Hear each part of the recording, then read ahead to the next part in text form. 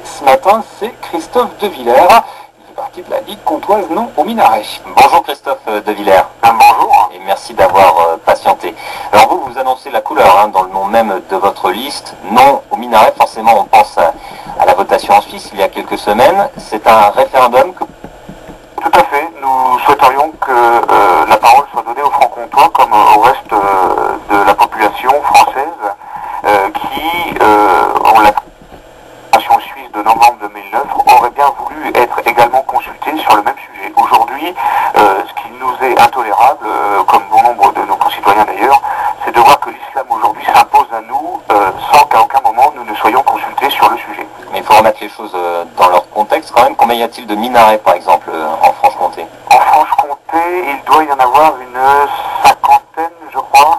J'ai plus les chiffres exacts, mais de mosquées, il y en a une cinquantaine, mais de minarets, il n'y en a qu'un. Il me semble qu'il y en a un sur Besançon.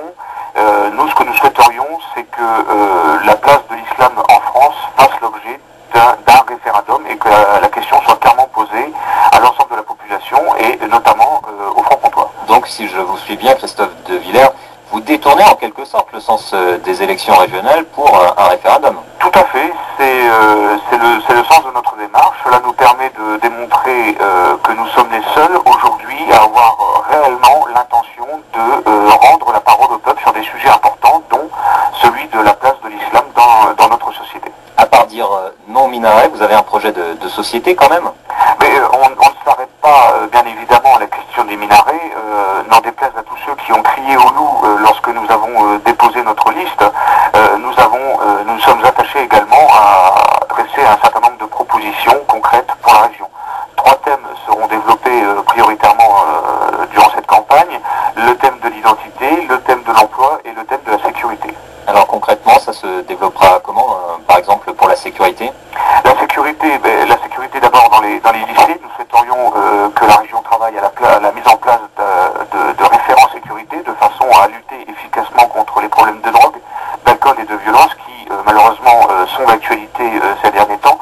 La sécurité également dans les TER, la sécurité environnementale, et nous souhaiterions également que la région travaille à la création d'un service d'aide aux victimes qui consisterait à travailler en partenariat avec la justice afin de faire condamner les délinquants insolvables qui se rendent coupables de dégradation de biens qui sont gérés par la région, de façon à épargner les contribuables. Nous souhaiterions que ce service soit mis en place de façon à ce que ces délinquants insolvables payent leurs dettes en travaillant bénévolement au service de la région, de façon à épargner donc les contribuables. Vous reprenez un certain nombre de thématiques du Front National. Qu'est-ce qui vous différencie concrètement du FN?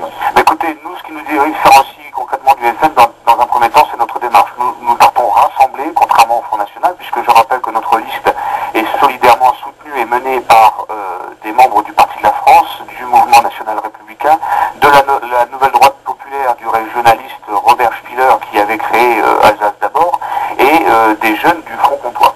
D'ailleurs, certains disent de vous, à l'extrême droite, mais aussi dans les autres partis, que vous êtes d'abord là pour faire perdre le FN. Qu'est-ce que vous répondez? Écoutez, nous ne sommes pas là pour avantager qui que ce soit ou pour pénaliser qui que ce soit.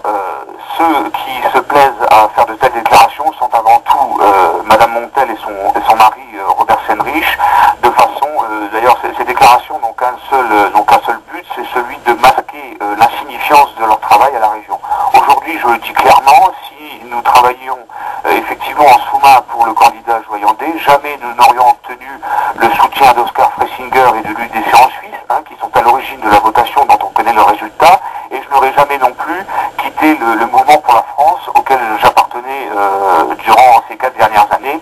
J'ai quitté cette formation politique en octobre 2009 après avoir pris acte des incohérences suite au ralliement de Philippe de Villiers au comité de liaison de la majorité présidentielle. Pour vous, Christophe De Villers, en quelques mots, des élections régionales réussies, ça voudrait dire quoi? Quel résultat?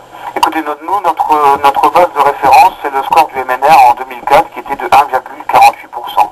D'ailleurs, je rappelle quand même que le Front National n'a pas besoin de notre présence pour passer en dessous de la barre des 10. La déliquescence progressive dans laquelle il est entré le démontre, et ces derniers résultats au niveau local le démontrent également. Aujourd'hui, la réussite pour nous se situerait clairement autour ou au-dessus de la barre des 5%.